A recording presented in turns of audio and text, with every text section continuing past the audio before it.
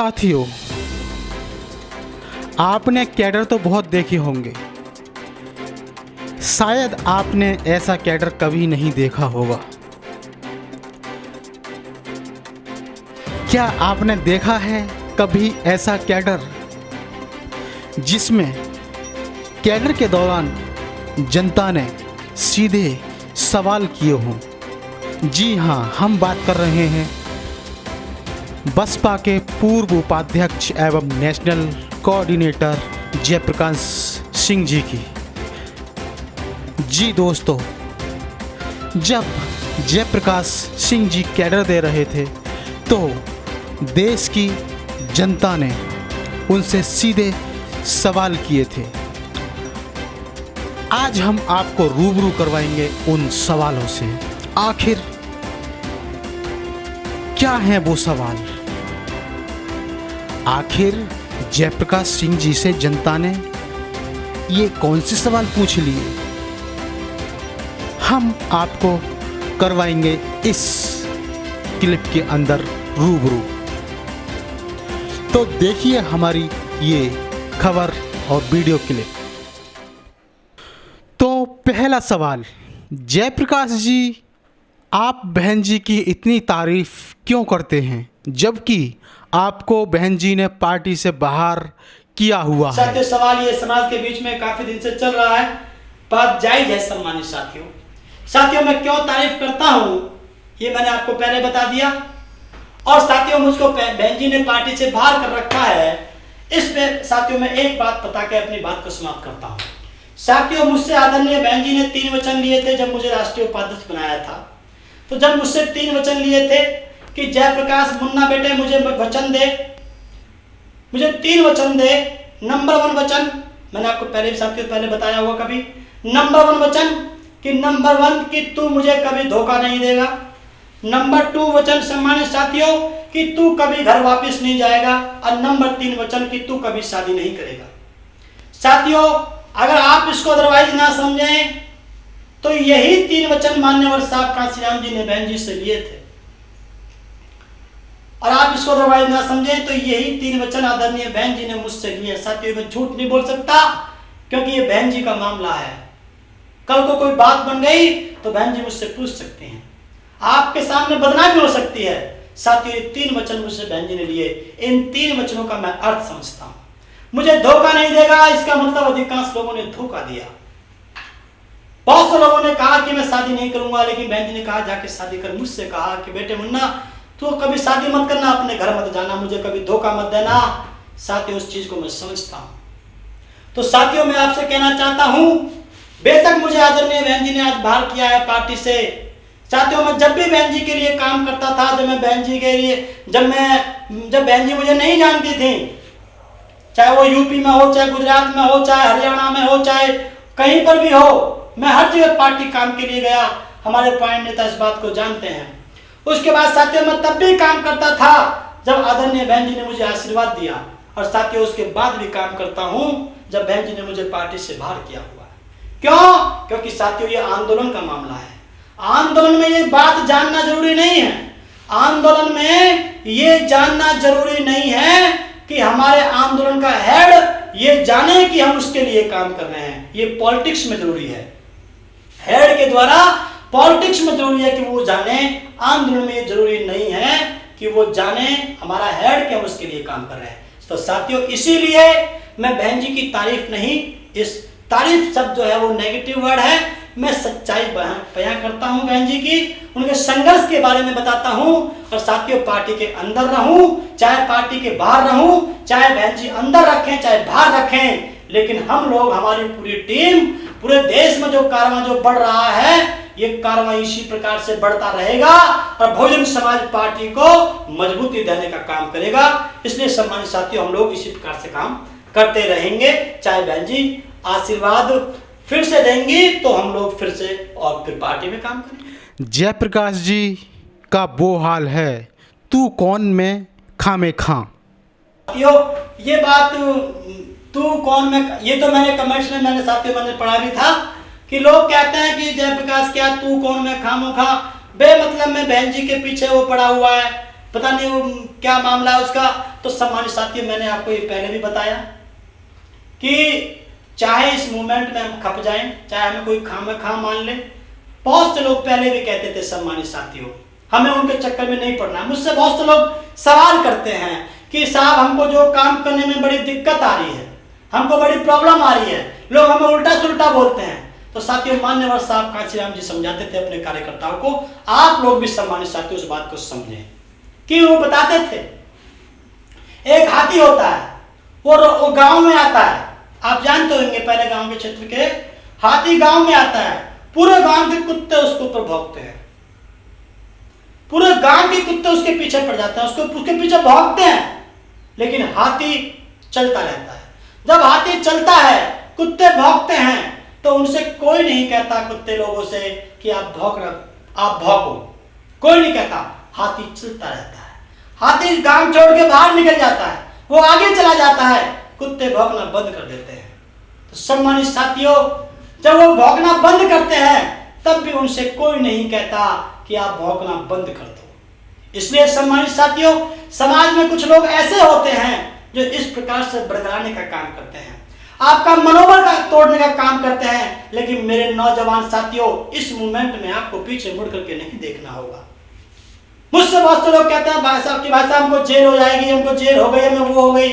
मैंने उनसे कहा कि जेल नहीं, इस मूवमेंट में जान भी जा सकती है।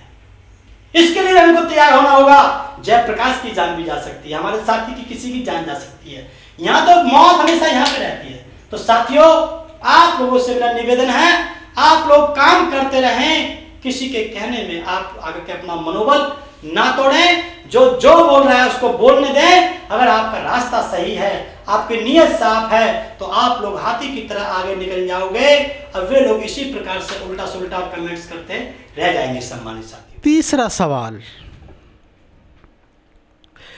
जयप्रकाश भाई आप घर जाओ, कहाँ चंद्रशेखर, कहाँ आप, उसकी मीटिंग में ज़्यादा लोग और आपकी में कम लोग। सम्मानित साथियों, ये बहुत इंपॉर्टेंट सवाल ये जो है उन्होंने इस पे रखा है। उसकी मीटिंग में ज़्यादा लोग और आपकी मीटिंग में कम लोग। ये तो बात ठीक है सम्मानित साथियों, लेकिन साथियों मैं आपको एक उदाहरण के माध्यम से साथियों मैं इसका जवाब दूंगा, और उसके बाद अपनी बात को हम लोग समाप्त करेंगे। शायद हमारे कुछ सभी साथियों हमारे समाप्त हो रहे होंगे। साथियों, आप लोग जानते होंगे सम्मानित साथियों, अभी आपने कुछ दिन पहले फूल सिंह बरैया का नाम सुना होगा, मध्य प्रदेश के। आप जानते हैं सोशल मीडिया के माध्यम से, एक हमारे क्षेत्र में बीपी मौर्य हुआ करते थे। जैसे फूल सिंह बरैया जी ने कफन बांधा था उनके लिए कि मैं उसको टक्कर दूंगा, साथियों आप जानते होंगे, मैं नाम नहीं लेना चाहूंगा, उनके लिए कफन बांधा था और उन्हीं के साथ में वो चले गए। ऐसे साथियों बीपी मौर्य हुआ करते थे हमारे क्षेत्र में। वो इंदिरा गांधी तत्कालीन मुख्यमंत्री को चैलेंज करते थे। तो सम्मानित साथियों, हर तरह की वो बात बोलते थे साथियों, जो मैं यहाँ पे बोल नहीं सकता। तो सम्मानित साथियों, उनकी बात सुनने के लिए लाखों हजारों लोग आते थे। फूल सिंह बरैया जी की बात को सुनने के लिए मध्य प्रदेश में लाखों हजार लोग आते थे। उत्तर प्रदेश में बीपी मौर्य जी की बात को सुनने के लिए लाखों हजार लोग आते थे। एक तरफ बीपी मौर्य थे, आप जानते होंगे सम्मानित साथियों, ये तो खैर बात की बात है, लेकिन मैं बीपी मौर्य जी की बात बता रहा हूं। एक तरफ बीपी मौर्य जी थे और एक तरफ मान्यवर साहब कांशीराम जी थे। बीपी मौर्य जी को सुनने के लिए हजारों लाखों लोग आते थे, लेकिन मान्यवर साहब कांशीराम जी उन्हीं समय में 4-4, 10-10 आदमी को घर पे जाके समझाते थे। साथियों, जिसको लाखों लोग सुनने के लिए आते थे, उस आदमी का नाम कहीं हो तो मुझे बता देना आप लोग। लेकिन जिस आदमी ने घर घर जाके 10-10, 4-4, 5-5, 10-10, 20-20 लोगों को जाके समझाया, आज उसका नाम इतिहास में लिखा हुआ है। इसलिए सम्मानित साथियों, आपको घबराना नहीं है। लोग कम हो चाहे ज्यादा हो, इस बात से हमको कोई चिंता नहीं करनी, केवल हमारा रास्ता सही होना चाहिए।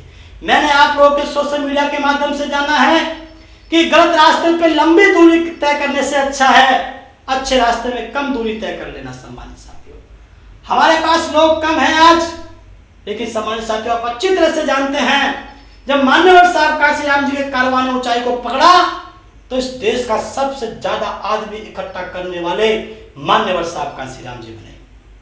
बीपी मौर्य खत्म हो गए, वो उसी कांग्रेस में चले गए जहां से उनका थोड़ा सा अभी चल रहा है, आप लोग जानते होंगे सम्मानित साथियों। उसी कांग्रेस में चले गए, उनका नाम लेने वाला कोई नहीं है सम्मानित साथियों।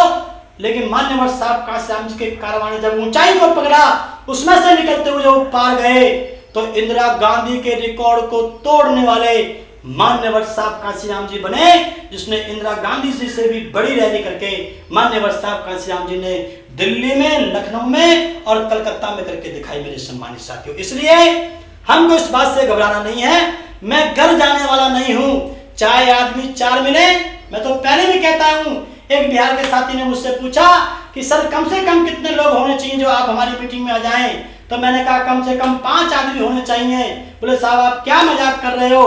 तो तब मैंने उसको बताया कि जब साहब कांशीराम जी 4 आदमी को समझाने के लिए 40 किलोमीटर साइकिल चला सकते हैं, तो हम लोग भी अगर 5 आदमी को समझाने के लिए बिहार में जाना पड़े, 500 किलोमीटर की दूरी भी तय करनी पड़े, तो हम जाने के लिए तैयार हैं। इसलिए सम्मानित साथियों, तिनके से घर बनता है। हमारा रास्ता सही होना चाहिए, हमारी नीयत सही होनी चाहिए। इसलिए उनका क्या हश्र होगा ये भविष्य बताएगा, हम इस कारवां को कहां तक पहुंचाएंगे ये आगे आने वाला समय निर्धारित करेगा। सम्मानित साथियों, चौथा सवाल, जयप्रकाश आपको बहन जी लेने वाली नहीं है। साथियों मैंने आपको पहले बता दिया, ले चाहे ना ले वो बहन जी का ज्यूरिडिक्शन है, वो उनका मामला है। हालांकि हम लोग तो बहन जी के आशीर्वाद के और उनकी प्रतीक्षा करते रहने की, कब बहन जी का आदेश आए, काम और थोड़ा तेज हो जाएगा। लेकिन हमें बहन जी लेने वाली नहीं है, ऐसा जो लोग कहते हैं वो उनका विवेक है। लेकिन हमको लगता है कि शायद बहन जी सोचेंगे एक दिन और अच्छा सोचेंगे। सम्मानित सर, 5वां सवाल, जयप्रकाश जी क्या आप पार्टी में वापसी के लिए इतना काम कर रहे हो?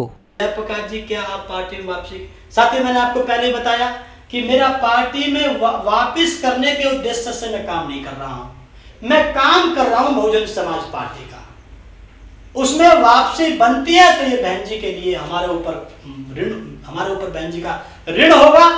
लेकिन मैं काम जो कर रहा हूं वो मूवमेंट के लिए काम कर रहा हूं, और मूवमेंट के लिए तो बहुत लोग काम कर रहे हैं, लाखों संगठन लोग काम कर रहे हैं, हजारों लोग काम कर रहे हैं, करोड़ों लोग काम कर रहे हैं। लेकिन उनका पॉलिटिकल पार्टी बीएसपी नहीं है, वो अपनी अलग कहानी करते हैं। कहते हैं सोशली काम करो, पॉलिटिकली मत करो। करते हैं तो दूसरी पार्टी को वोट दिलवा देते हैं। नहीं, हम साथियों एक उदाहरण बड़े इस देश के अंदर कि पार्टी से निकलने के बावजूद भी पार्टी के लिए हम लोगों ने काम किया। इसलिए मैं पूरे देश के लोगों का सबका धन्यवाद करता हूं जिन्होंने इस मनोबल को बढ़ाने का काम किया। इसलिए साथियों हमें तो बहन जी की प्रतीक्षा रहेगी, बाकी हमारा काम जो है मूवमेंट के लिए है, और political party Bahujan Samaj party और नेता बहन कुमारी मायावती जी के लिए हम लोग काम करते रहेंगे। 6वां सवाल, जयप्रकाश जी भीम आर्मी में क्यों गए थे और क्यों वापस आ गए? साथियों इसका जवाब मैं पहले कई बार दे चुका हूं।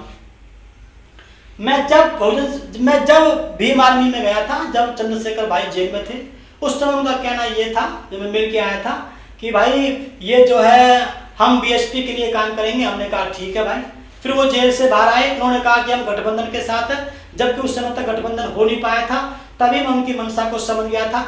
और उसके बाद जब गठबंधन हो गया तो कहने लगे कि मैं तो भैया जो है उसके साथ हूँ जो बीजेपी को हराएगा। मतलब गठबंधन के पक्ष में तब नहीं बोले, जब गठबंधन नहीं था तब गठबंधन के पक्ष में बोले, जब गठबंधन हो गया तो बीजेपी के विरोधी के पक्ष में बोले। मतलब आप जानते हो किसके लिए बोले। उसके बाद सम्मानित साथियों फिर कहा कि मैं चुनाव लड़ूंगा वहां से वाराणसी से। तो मैं समझ गया सम्मानित साथियों की इसका मंशा कोई दूसरी है, और आगे जाके सम्मानित साथियों वो सिद्ध भी हुआ कि उन्होंने पॉलिटिकल पार्टी का निर्माण किया है। इसलिए सम्मानित साथियों हम इस बात को पहले समझ गए थे कि अब ये बहुजन समाज पार्टी के पक्ष में काम करने की इनकी मंशा नहीं है, इसलिए इसके स्टेटमेंट ऐसे आते हैं भाई के। तो सम्मानित साथियों तो ये हमारा जो है, इसीलिए हम गए इसलिए थे कि वहाँ का जो यूथ है उसको हम लोग कैडराइज करके बहुजन समाज पार्टी के पक्ष में मोड़ देंगे। लेकिन जब उसको वो लेकर के बरगला के दूसरी तरफ ले जाना चाहते थे तो हम वहां से आकर के हम लोगों ने अपने आप non BSP but full BSP करके मिशन कांसीराम से एक मुहिम चला करके कि साफ कांसीराम की विचारधारा को जिंदा करेंगे और बहुजन समाज पार्टी को मजबूती देने के लिए हम लोग काम करेंगे। इस मंशा से हम लोगों ने काम शुरू किया।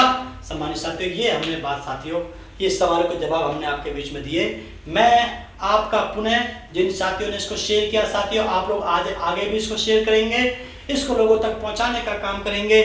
बहुत अच्छा रेस्पॉन्स साथियों समाज से आ रहा है। कई लाख रीच हो रही हैं जो कि फ्री में बिल्कुल हो रही हैं। तो मैं पूरे समाज के लोगों का, पूरे देश के लोगों का, सभी युवाओं का, सभी बुजुर्गों का आशीर्वाद लेते हुए, युवाओं का साथ लेते हुए मैं आज के इस कैडर कैंप को हम लोग आज आपके बीच में समाप्त करते हैं। अगला कैडर हम लोग फिर आपके बीच में रखेंगे, उसकी जानकारी आपको मिल जाएंगी। इन्हीं शब्दों के साथ, आशा और उम्मीद के साथ कि आप इस कार्यक्रम को मंजिल पर पहुंचाने के लिए काम करेंगे, बहुजन समाज पार्टी को मजबूती देने के लिए काम करेंगे।